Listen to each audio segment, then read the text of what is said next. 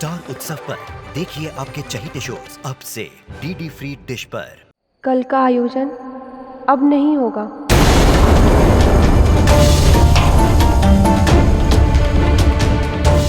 क्यों? क्या हुआ गोपियों? महादेव पार्वती ने इस आयोजन का निमंत्रण अस्वीकार कर दिया है। क्षमा करना गोपी, मैं इस आयोजन में भाग नहीं लूंगी। ये जानकर अन्य देवताओं ने भी इस उत्सव में आने से मना कर दिया और इस कारण श्री कृष्ण बहुत दुखी हैं।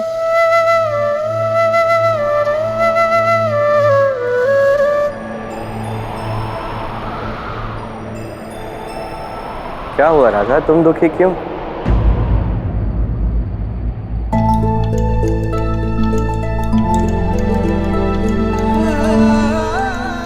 तुम जैसा चाहती थी अब वैसा ही तो हो रहा है।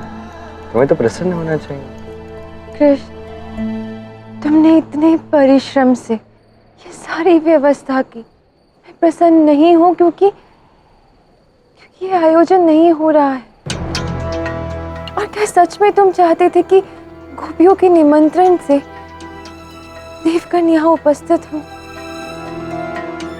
क्योंकि मुझे तो लगा था कि तुम मुझे चिढ़ाने के लिए ये सब कर रहे हो, किंतु अब तुम्हें देखकर ज्ञात हुआ है कि वास्तव में था तुम यही चाहते थे। तुम्हें ज्ञात ही नहीं है इस आयोजन को विशेष बनाने के लिए मैं क्या क्या कर रहा था।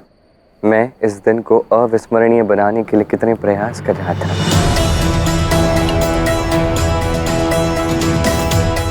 कितना अच्छा होता है यदि इस उत्सव के ना होने की तुम कामना नहीं करते। अब जब सब अतिथि यहाँ आएंगे ही नहीं तो इस भव्य आयोजन का क्या लाभ।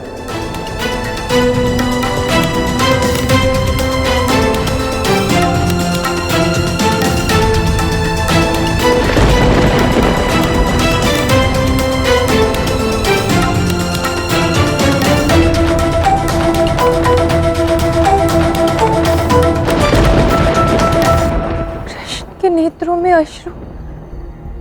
नहीं, मैं ऐसा नहीं होने दूंगी। मैं कृष्ण की इच्छा को पूर्ण करके ही रहूंगी। हे महादेव, मुझसे अपराध हुआ है, मुझे क्षमा कर दीजिए। मुझे ज्ञात ही नहीं कि मैंने कब मन ही मन ये कामना कर ली कि आप गोपियों के आमंत्रण को स्वीकार ही ना करें।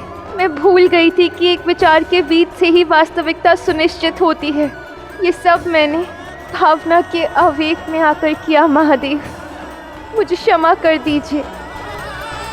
मेरा निवेदन है आपसे कि आप कृष्ण के आमंत्रण को स्वीकार कर लीजिए और अन्य सभी देवी देवता भी। कृपा कर आप द्वारका आइए और वहाँ की शोभा बढ़ाइए। महादेव। लो गौर, अब तो स्वयं देवी राधा ने भी श्री कृष्ण की ओर से हम सभी को आमंत्रित कर दिया।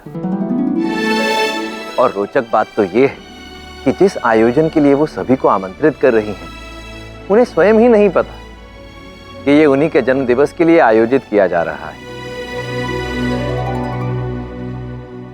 परंतु मैं तो अब भी समारोह में सम्मिलित नहीं होऊंगा। क्यों महादेव? क्यों जाऊं मैं वहां पर? उन्होंने मेरी पार्वती को अप्रसन्न जो किया है, मैं नहीं जाऊंगा वहां। नहीं महादेव, अब तो मैं ठीक हूँ। नहीं, कहाँ ठीक हो? मैं जानता हूँ, केवल मेरा हृदय रखने के लिए ऐसा कह रही हो, अंदर से अप्रसन्न। महादेव, मैं बहुत प्रसन्न हूँ। मैं तो महादेव। क्षमा देवी, अब यदि आपकी आज्ञा हो तो हम द्वारिका के लिए प्रस्थान करें? अवश्य प्रस्थान कर सकते हैं, परंतु मुझे कुछ कार्य है। अब कौन सा कार्य स्मरण आ गया आपको?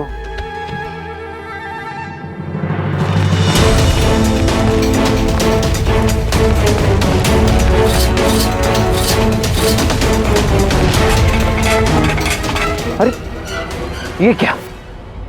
इनके सैनिक तो युद्ध के लिए सज्ज हो रहे, किंतु कान्हा ने तो युद्ध के लिए मना किया। और कान्हा की आज्ञा के बिना तो मैं ये युद्ध होने नहीं देने वाला।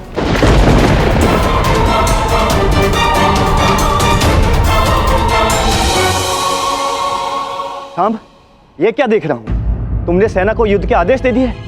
यदि युद्ध का आदेश दूंगा नहीं तो फिर युद्ध होगा कैसे? किंतु बलराम जी तो युद्ध करने के इच्छुक ही नहीं।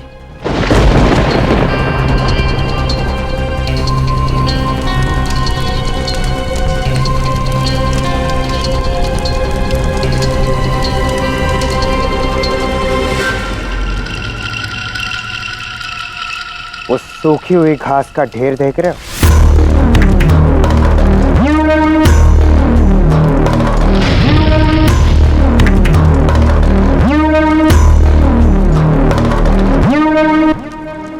इस समय संपूर्ण यदुवंश इस सूखे हुए घास की तिनके की भांति है।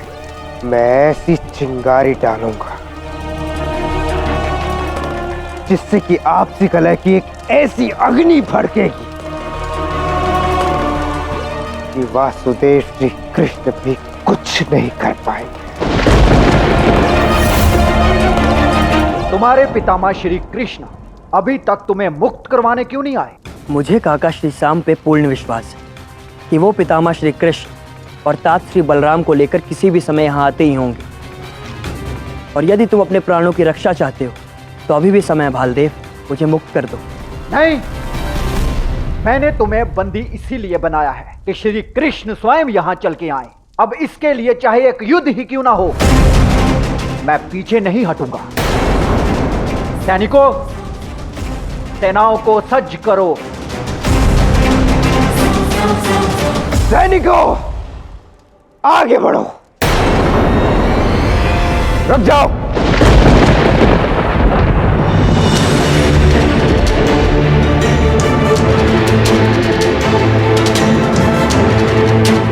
कोई कहीं नहीं जाएगा।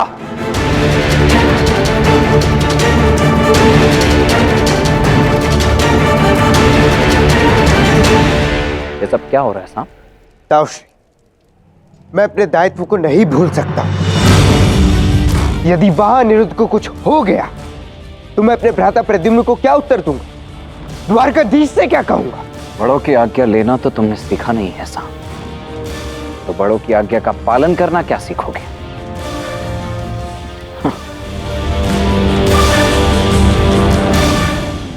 और मैंने स्पष्ट रूप से कहा था कि यहां कोई भी निर्णय मेरी आज्ञा के बिना नहीं लिया जाएगा। कहा था नहीं कहा था? हाँ, कहा तो था। फिर मेरी आज्ञा के बिना युद्ध का आदेश कैसे दिया गया?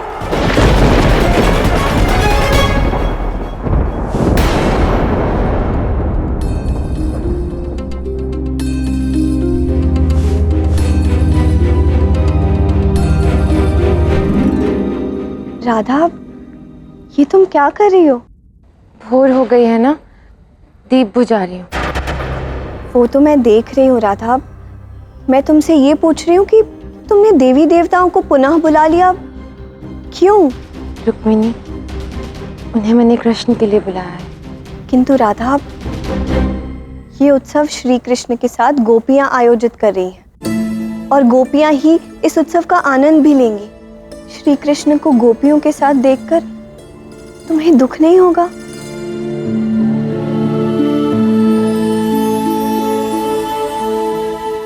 मेरा क्या है, कम से कम कृष्ण को तो दुख नहीं होगा ना। मैं ये नहीं कहूंगी कि मुझे दुख नहीं होगा, अवश्य होगा, किंतु ये दुख कृष्ण को दुखी देखने से कहीं कम होगा। तुम्हारा प्रेम महान है राधा। मुझे तो ये नहीं समझ आ रहा है कि श्री कृष्ण ऐसा क्यों कर रहे हैं। तुम्हें भूलकर वो गोपियों में मग्न हो गए हैं। मैं यहाँ कृष्ण की त्रुटि नहीं मानती रुक्मिणी। कभी कभी प्रेम अपने आप ही समाप्त होने लगता है और जो दीपक जलते हैं वो बुझते भी हैं। कभी कभी हम उसे बुझाते हैं और कभी कभी वो स्वयं ही बुझ जाते हैं।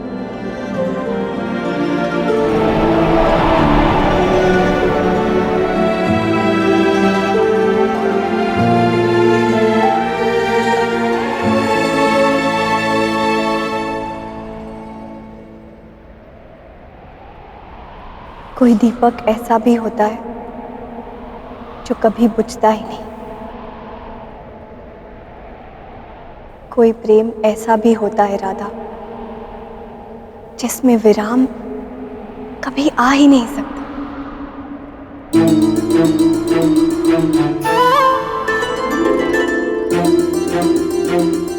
क्या हुआ? अब तो सभी देवता आ रहे हैं, हमारा आयोजन भी अत्यंत भव्य होगा। आप सबको प्रसन्न होना चाहिए। आप सब दुखी क्यों? हाँ, हम सब दुखी हैं क्योंकि राधा रानी दुखी हैं।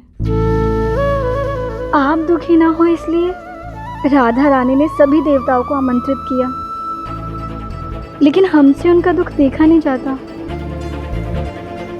इसीलिए हम सब इस उत्सव में भाग नहीं लेंगे। हे श्री कृष्ण, हमें पुनः गोलोक लौट जाने की आज्ञा दीजिए। यदि ऐसा है तो आप सबको गोलोक लौटने की आज्ञा है, किंतु एक निवेदन है कि आप संध्या काल तक रुक जाइए।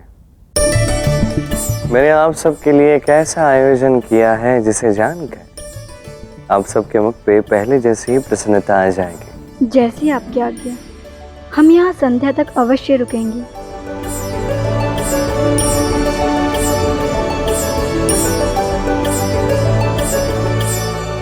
मेरे सभी अपने आज दुखी हैं। गोपियां दुखी हैं, रुक्मिणी दुखी हैं, महादाव और अनिरुद्ध दुखी हैं, सारे देवता दुखी हैं। क्यों? क्योंकि मेरी राधे दुखी है। कोई बात नहीं, आज संध्या काल में कुछ ऐसा होगा जिससे राधा पुनः एक बार प्रसन्न हो जाएगी। राधा प्रसन्न तो ये संसार प्रसन्न।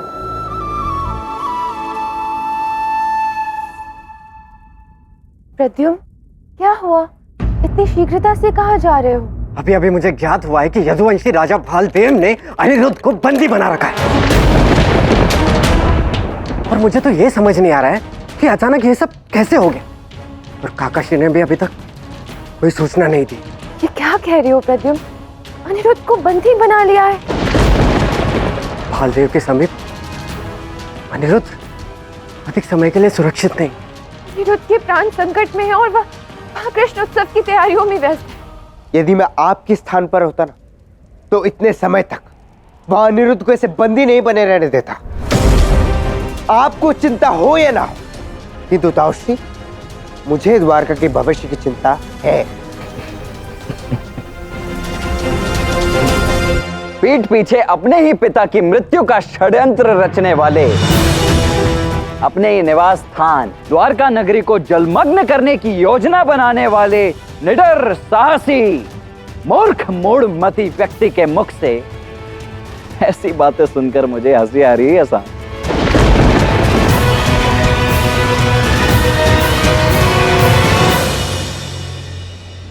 रही बात बलदेव की, तो उस बलदेव को मैंने आज संध्या तक का समय दिया है, इसलिए आज संध्या तक आप सभी को धैर्य रखना होगा। ठीक है ताउश्री,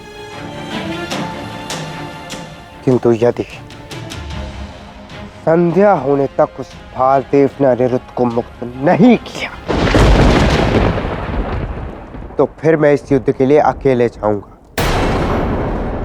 बिना आपके आदेश के।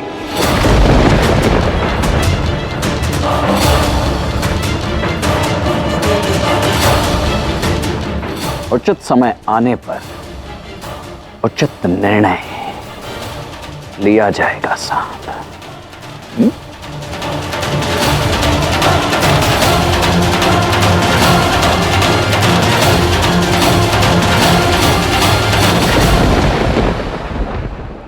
इस समय तो आपने मुझे रोक लिया ताउश्री, किंतु आज नहीं तो कल मैं ये युद्ध करवा कर ही रहूंगा। काकाश्री, ये मोरपंख किस लिए? मैं चाहता हूं एक अत्यंत विशेष कार्य तुम करो निषाद। प्रेम से भरा एक पत्र लिखो यदुवंशियों के लिए और उन्हें आमंत्रित करो आज संध्या काल के उत्सव में आने के लिए। काकाश्री, क्षमा कीजिएगा, परंतु अनिरुद्ध अभी भी बंदी बना हुआ है और संध्या में उत्सव के लिए सबको आमंत्रित कर रहे हैं। उचित नहीं लगता है ना? परंतु ऐसा नहीं है निशांत। मेरा अनुभव बस यही कहता है कि जीवन के संघर्ष जब उच्चतम स्तर पे भी क्यों ना हो, प्रसन्न रहने का प्रयास कभी नहीं त्यागना चाहिए। एक ऐसा समय है जहाँ पे इस उत्सव को स्थगित करना उचित है ही नहीं। हमें इस दुख को मिटा के सुख को जागृत करने की सदैव से अधिक आवश्यकता है। कृष्ण, अच्छा होगा यदि तुम अपना अनुभव अपने पास ही रखो। ऐसा कैसे कर सकते हो कृष्ण? तुम्हें अनिरुद्ध की तनिक भी चिंता नहीं है। हमारा पौत्र बंदी बना हुआ है और यहाँ आनंद उत्सव मनाया जा रहा है। आप अनिरुद्ध के लिए निश्चिंत हो सकते हैं, किंतु मैं नहीं। मुझे मेरा पौत्र लौटाइए श्री कृष्ण।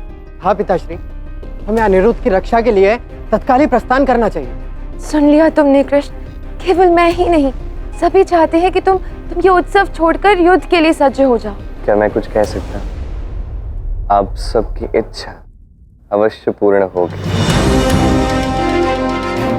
संध्या काल के उत्सव में अनिरुद्ध हमारे साथ होगा, ये मेरा वचन। ऐसा क्या होने वाला है संध्या में जिसकी आशा में हम धैर्य साधे बैठे? कृष्ण, वहां हमारा अनिरुद्ध संकट में है। ये सत्य है कि अनिरुद्ध युद्ध कौशल में निपुण है, किंतु अनुभवी विरोधी का सामना वो केवल शस्त्र से नहीं कर सकता। काकाश्री, सत्य तो ये है कि यदुवंश में आपसे युद्ध हो चुका है और ये युद्ध की ललकार के मध्य आपकी प्रेम की पुकार वो कैसे सुन पाएंगे? ऐसी बात है, युद्ध की ललकार के समक्ष प्रेम की पुकार कितनी अधिक शक्तिशाली, क्या आप सभी को आज संध्या काल में ज्ञात हो जाए। आज हरि यदुवंशी यहाँ इस उत्सव में प्रस्तुत होने वाला है। इतना ही नहीं, आज तुमने एक अत्यंत विशेष अतिथि को भी आमंत्रित किया है। विशेष अतिथि? कौन?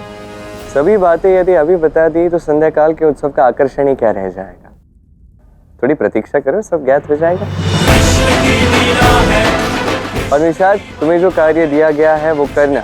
मेरी ओर से यदुवंशियों के लिए एक प्रेम से बड़ा आमंत्रण भेजना और सभी चिंता त्याग दीजिए। अस्त होता हुआ ये सूर्य मुझे द्वारका के पतन का संकेत दे रहा है। संध्या काल हो चुका है, किंतु अनिरुद्ध अब तक नहीं लौटा है, इसलिए आप युद्ध होना तो निश्चित है। इसका अर्थ ये है कि अब बलराम जी भी हमें युद्ध करने से नहीं रोक पाएंगे। चलो।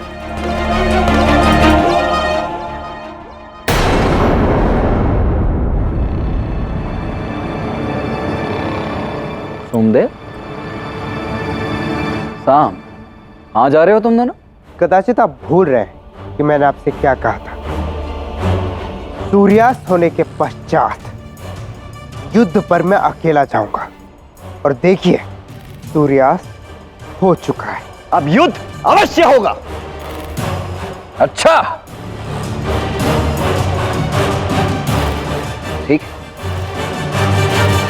मत मानो मेरी बात, किंतु अपने पिताश्री द्वारकाधीश श्री कृष्ण की बात तो मानोगे ना तुम दोनों?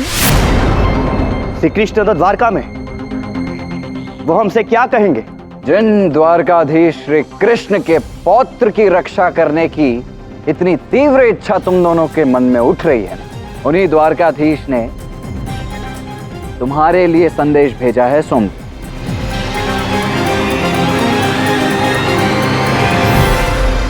आज संध्या द्वारका में आज तक के सबसे भव्य और विशाल उत्सव का आयोजन किया जा रहा है, और इस उत्सव के विशेष अतिथि के रूप में सोमदेव को आमंत्रित किया जाता है।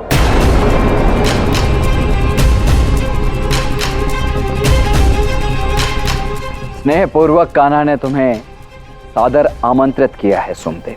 ये क्या कह रहे हो? एक बार पुनः बताना, किसे विशेष अतिथि बनाया है? तुम्हें सोमदेव, ये आमंत्रण तुम्हारे लिए है, समस्त यदुवंशियों के समक्ष तुम्हें विशेष आदर प्रदान करना चाहते हैं। और यही नहीं, तुम्हारे लिए एक विशेष घोषणा भी करेंगे स्वयं द्वारकाधीश श्री कृष्ण। कृष्ण की महिमा है, कृष्ण का गौरव धर्म सार है।